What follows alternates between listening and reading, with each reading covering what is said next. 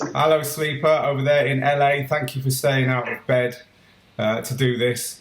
I know it's late there. It's morning here in Gibraltar at Digital DJ Tips HQ. How you doing, man? I'm doing well, brother. Thank you for making the time. Thank you for waking up and talking to me.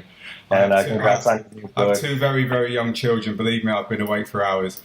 But Dude, so listen, you recorded a mix film. That's what you've been calling it. It's not something that's new to you, but something that will be new to a lot of people. We really liked it. It was called Only Love, and we featured it on Digital DJ Tips. So people, there'll be a link near this video. If you want to go back and watch it, we'll give you a link to go and see Sleeper's film.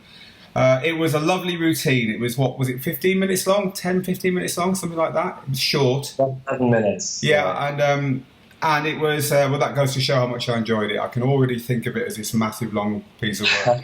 It was a lovely routine because, like a lot of your work, and I've looked back and seen your work over the years, it had lots of influences. It wasn't all one kind of music, although I know you can do that kind of thing, but it wasn't. It was kind of all over the place. It was done on video as well as on audio. It was done with a very modern setup. You were using Serato with the video stuff there, so that's very interesting to people. But above all that, it was a lovely piece of art. It had a message. It felt organic. It felt like you were. Someone was trying to share something with you. It wasn't showing off for the sake of showing off, but at the same time, it was very tight and technically a wonderful piece of work. And it left you feeling, hopeful and uplifted. And it was, to me, there's a lot of where DJing is going and what DJing could be about that short mix film. So that's why I really wanted to chat to you and get a bit of your history. So people who enjoyed it, and we got a massive response on Digital DJ Tips here. Thousands and thousands of people watched it via our site with dozens of really positive comments. I just wanted to chat to you about it. So if you're up for that, let's do that. Sound good? I'm stoked for that. Yeah, thank you for saying all that. That means a lot, brother. Thank you. So listen, let's start off by talking about that film, about that mix. Tell me how it came about. Yeah, I have a friend named Alex. We went to Indiana University together, and he runs a DJ equipment company called the DJ Hookup. And I've been kind of in a creative slump the past few years, and he's like, hey, I'd like to present you this idea. How about I send you a gold set of turntables and a gold mixer, and you make a mix for us? And it was totally up to me what to do. And man, just getting that equipment. Part of it was getting the S9. It's the most fun I've had with a mixer for a long time. And having a deadline, having someone that was cheering me on. That's how it started initially. We were just going to do audio, and it's just been such a crazy year with losing Prince, Fife, David Bowie. In America, it's been a crazy social, political climate, and there's like a lot of fear and a lot of almost hopelessness in a way.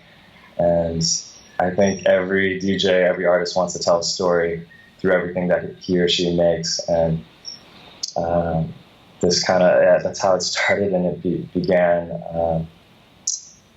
Just started compiling ideas and footage, and it slowly came together. I spent probably about a month working on the mix, and we shot for about 16 hours to get the one take. So we shot for about 2 days to get the one good take, and then it was about 3 months of editing after that with the video guys. We only had one guy. There was no budget on this really, so we're really thankful for the DJ Hookup and this guy Calvin Main. He edited the whole thing for us. It's incredible that it took that much. So when you say it took that length of time to get one good take, were you literally doing it over and over and over again to get the one good one? Sorry, there's a fly in here. Or was it kind of more a studio-based thing where you do sections and then slot things together? How did it work? I gotta send you one of those electric fly swatters. Do you have? They're brilliant, aren't they? They're brilliant. So apologies to anyone who's very, very vegan and won't kill flies, but there's millions of them in fall here in Okay. Anyway, let's get back on subject. Was it all one take? You know, did you just keep going for that perfect take? Is that how it worked? Yeah. I mean, in hindsight, because all my past videos have been one take because I've only had one camera. And this is the first time I've ever shot with multiple cameras. And it didn't dawn on me that I could do it in sections. And that would have been much more logical and healthy.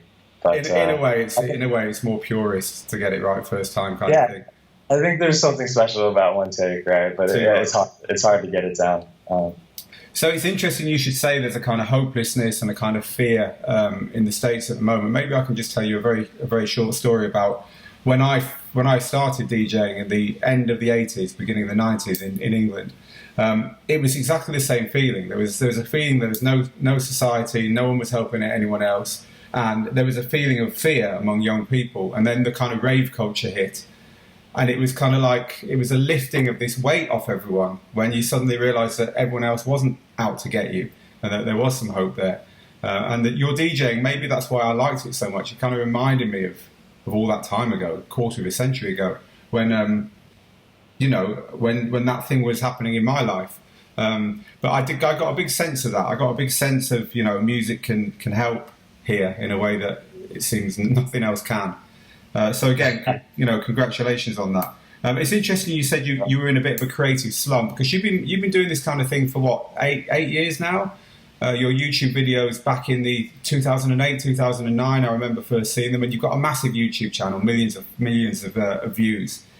Is it something that you find very hard to get right? You know, like some bands will say, you know, our really difficult second album, our really difficult third album, we've been there trying for years. Is it just that you find it hard to find something you can be proud of, or what's difficult about the creative process?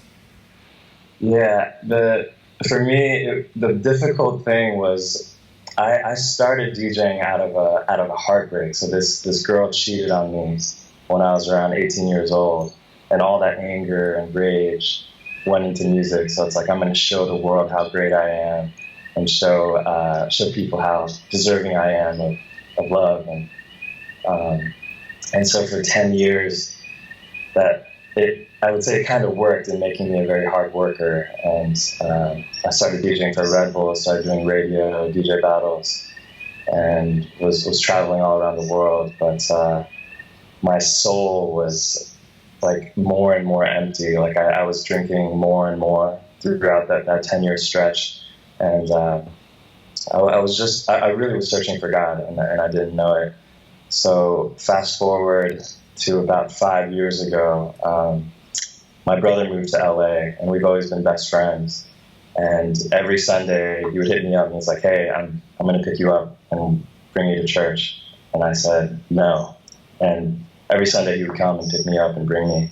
And I think, so the past 5 years for me has been kind of like just a falling in love with Jesus for the first time, like seeing that like everything I've been searching for and longing for is found in him, and that I don't have to like work or strive to like to show my worth, that God already thinks I'm amazing, you're amazing because of Jesus. And so I think that the hardest thing with work motivation has been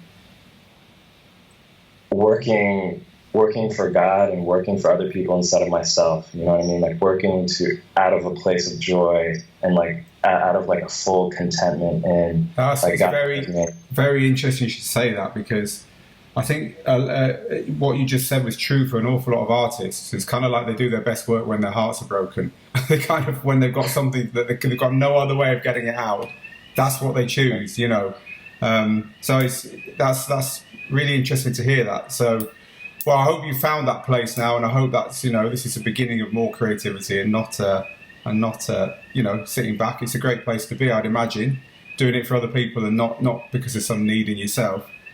Can I ask you some questions about playing for big brands? Because you play for some big brands, right? You've done some Formula One stuff, you've done some Red Bull stuff, I believe. You've played certainly at parties where there's been celebrities there. I've seen David Beckham mentioned and a few other big names. How did you get into what I would call, cool corporate DJing. How did you get into that scene? Was it what happened to get you those gigs? Oh, man, how did I get into it? I think, well, I would say, Red Bull was my first big corporate client, and that happened in college, and it was totally God. Looking back, I knew the Red Bull rep at Indiana University. I think her name was Brooke or Bridget. Shout out to her. But I was like, hey, do you guys ever use DJs? I'd love to DJ for you guys. And I was doing radio at the time, but was pretty unknown. And she was like, yeah, we're doing this snowboarding event. Let's see if we can get you in there. And back then it was all vinyl. Indiana gets a lot of snow, it gets pretty cold. So they asked me Red Bull ended up asking me to DJ this event for free. And it was a bunch of snowboarders snowboarding on the lawn of college campus. And I did it. It was so cold that, yeah, it was just one of those, like, my fingers couldn't even move. And it was so cold that my speakers grew condensation from the heat and the cold. And both of my speakers blew out during the event. And I was dating this girl at this time. And she was like, you better get them to pay for it, blah, blah. I was like, oh, well, let's wait. Hopefully this is the start of a relationship. And I waited a month, 2, 3, 4 months, nothing. And then she's like, you're such an idiot. You wasted your speakers. And but after about like 4 or 5 months, the guy that was running Red Bull at the time, his name's James Newton. I think he works for Harley Davidson now. I love that guy. He gave me a call, and he's like, hey, would you like to DJ the RCA Dome? It's one of the biggest venues in Indianapolis for MotoGP. It's a bicycle race. And he's like, we'll pay you $800. I'm like, okay. That's by far the most I had ever gotten paid at the time. And funny story, too, about that is I was super late to that gig because I got in a car accident, or I didn't leave the house long enough. But yeah, by God's grace, I made it there, and that was the start of a relationship. And then I started working for the Music Academy in Indianapolis. I was the Music Academy rep for Red Bull in Indianapolis, and it grew from there. And that was kind of your in, and then from there, because you were in that scene and networking with those people, kind of the rest of it followed. Yeah, I mean, definitely not smooth, right? I think so. That was in college, and then I moved to LA in 2006, and I remember trying to connect with Red Bull out here for about 2 years. I think I couldn't connect with them, and I finally did get in with them out here, but. I think I talked to one of the guys, and they're like, yeah, DJ Sleeper, we don't think that really fits in with our brand. But I kept pursuing that, and thank God they gave me a chance to perform for them out here. That's awesome. So can you tell me a bit about, I want to talk about we have 5 areas that we think are important for any DJ. We think that you need to be competent in your gear, you need to have a view on your music, you need to be competent performing.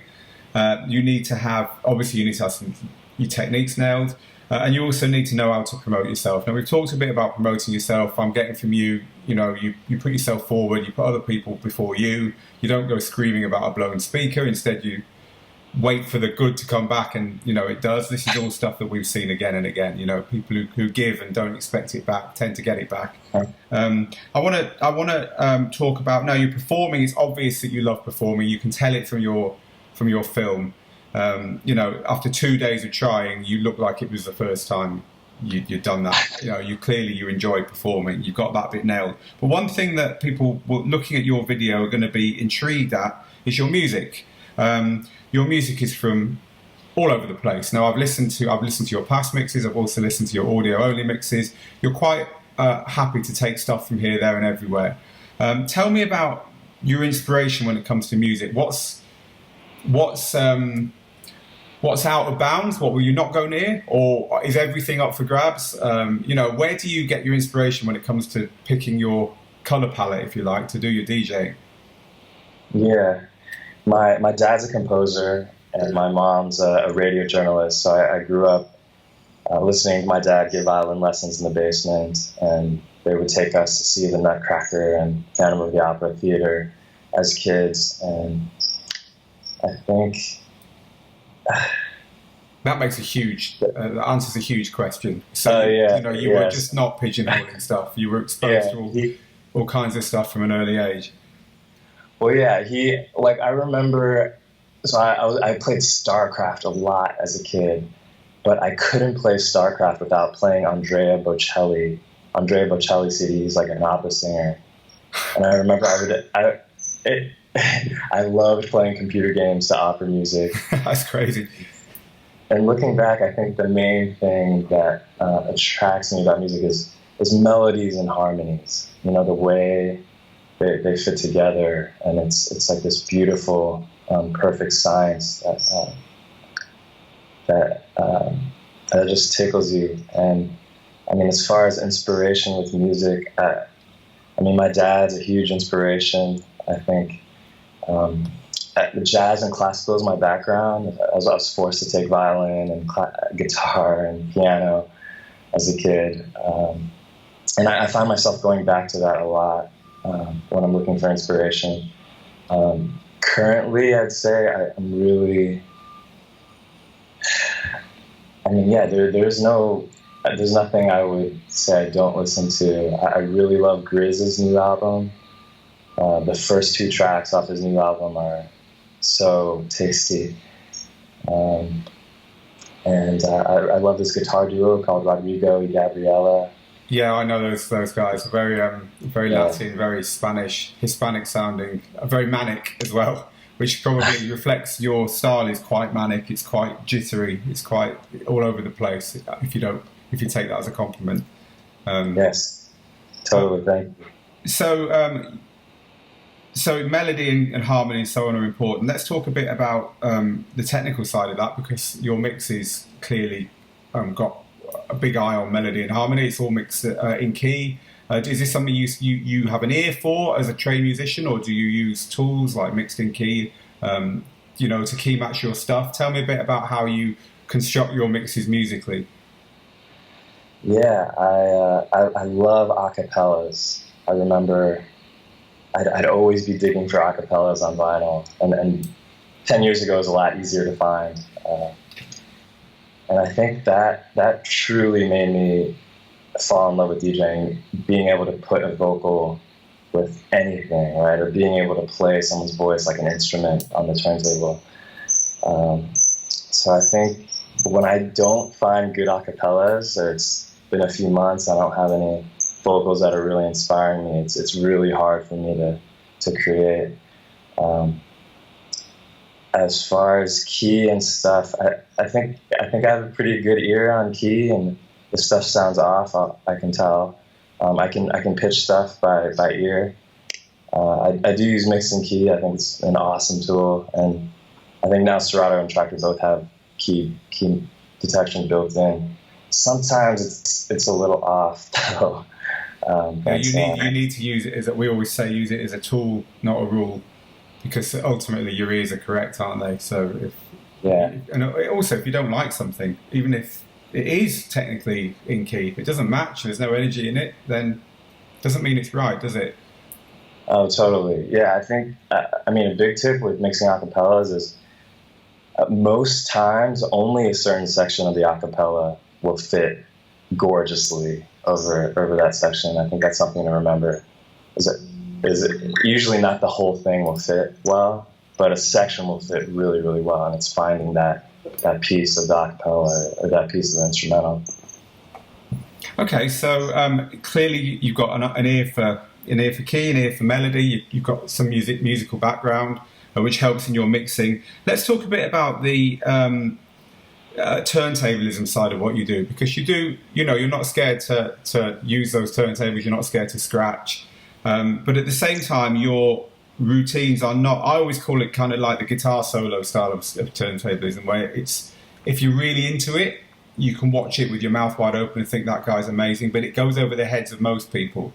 Whereas what I like personally about watching your routines is you're using it as a tool to say something. And especially I've listened to some of your longer mixes. It's not about showing off. It's about using the techniques that you've got to get your message across. Do you think there's a line that you can accidentally cross, if you like, as a turntablist, that will start excluding people from what you're doing and become very specialist? How do you kind of tread that line in your own DJing?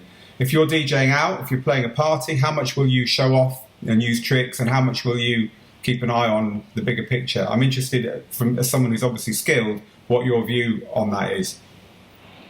Yeah, I think we all struggle with that as DJs, artists. It's always a balance, right, of how much technicality to put in, and how much, because I mean, DJing, you want to take the crowd somewhere, right, that they don't know. You want to take them on a journey that they've never been on, yet it has to be familiar enough that they're willing to follow you, and you got to hold their hand and baby them to there. So I mean, I can't say I know the perfect balance. With scratching, I think I've always been more of a juggler. So when I battled, that was my main forte, juggling. And man, I wish I could scratch like some of these guys out there. But so I think that probably makes it a little easier to hold back a little bit, since I feel that flicker. So for people watching this who are not turntablists, juggling is where you have two small parts going, one on each deck, and you're moving backwards and forwards from deck to deck, and you're kind of it's almost like a way of looping before we have the loop button, isn't it? And it's still it looks very good when people are doing it. So if you're watching this and you don't know quite what Sleep is talking about, you will have seen people doing this. So when they're moving both hands from one deck to the other deck quickly and back again. I guess I think you're right. There is more musicality in beat juggling than there is in straight scratching, if you like. Not that there's I'm drawing any value judgment, but if you're well, I don't know about that. Yeah, I think it kind of helps you if that's what you're best at. Yeah, I think just because I'm not so dope at scratching, I don't scratch over everything. I mean, I do love scratching. Let's move on to button pushing, because you've got a great mixer there, the S9. Yeah.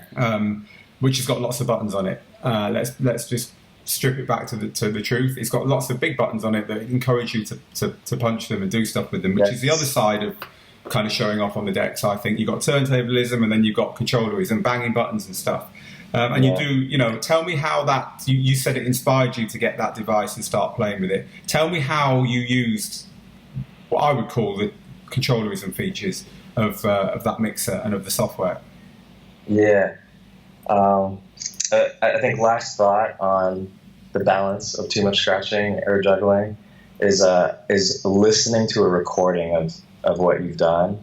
That helps so much, man. If you're in the car, if you're walking around and you just listen to, that helps you, because it sounds different, right, when you're just listening. Well, you're the only person in the world who can't hear it how the rest of the world hears it when you're actually doing it, aren't you?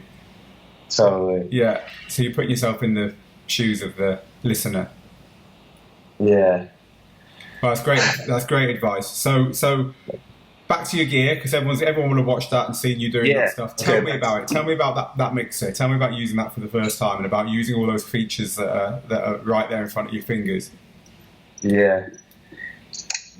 Man, where to begin? The faders on this are, anybody can scratch on this mixer. You can scratch a little bit, right? The sensitivity adjustment on the faders are it's like a pet. You're it's looking like at it now, aren't you? You're looking down at that mixer now. Yeah. It's the Pioneer DJ MS9 for Serato, by the way. If anyone can't, there it is.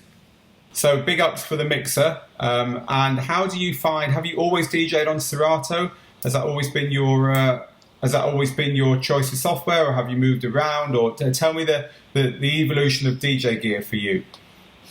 Yeah, my first mixer was a PMC-03 and a Vestax turntable that didn't work. So I did vinyl for at least 7-8 years, I'd say.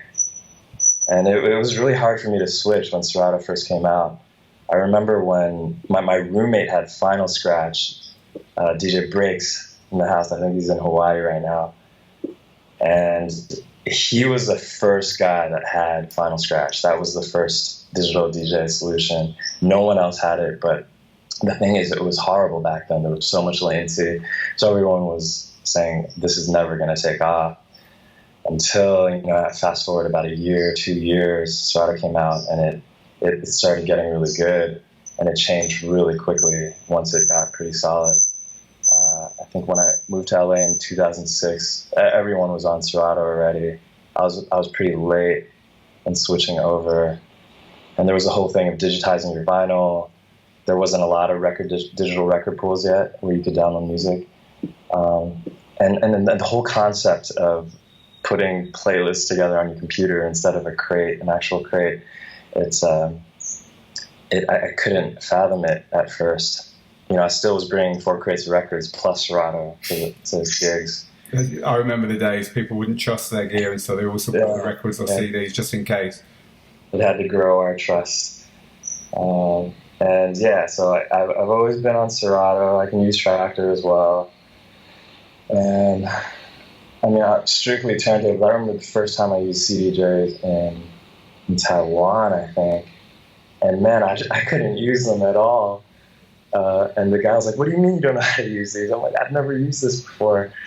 I love CDJs too. They're so accurate for mixing.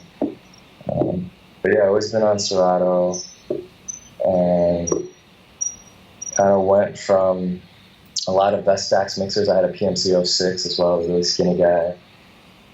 To Pioneer. Can't remember the name. But I had a Pioneer mixer for a few years. Then I had a 57, Grain 57, Grain 62, and I just got this S9. Okay, so talk to me about video. When did you start mixing video, and how important is it to you in the big scheme of things now? Would you say you're as much a VJ as you are a DJ? I started doing video right when it first came out. It seemed so natural, right? Because I love movies, love TV. I think a lot of DJs do. And it just made sense, right? When you move the up faders down, it's darkness. When you move it up, it slowly gets light. I don't know. I'd say I have a love and hate relationship with video because it takes so much extra time putting videos to audio, thinking what visuals will go well with audio. So I think in the future I'd love to have a video guy that I work with to help me with that, because it is a whole other animal. But it's a lot of work for one person as well, especially when you're performing. Yeah. I don't know. I'm so grateful that Serato integrated video a long time ago, actually. But it's been getting better and better, and computers really couldn't handle video well back then, and they handle it really well now. So to kind of draw this to a close, I want to take you back to kind of when you started. You've already given us an insight into why you started and so on, and I guess everyone's got their reasons internally why they do this stuff, but externally, what you actually do is going to have a definite bearing on whether you succeed or not. And for people starting out now, people who've got the dream of making the kind of mixes you've done, of having the kind of opportunities you've had, and who want to get there, what kind of, if you could offer yourself one piece of advice going back to when you were starting out, what would that be? Maybe just one.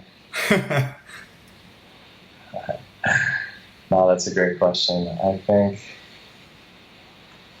one piece of advice.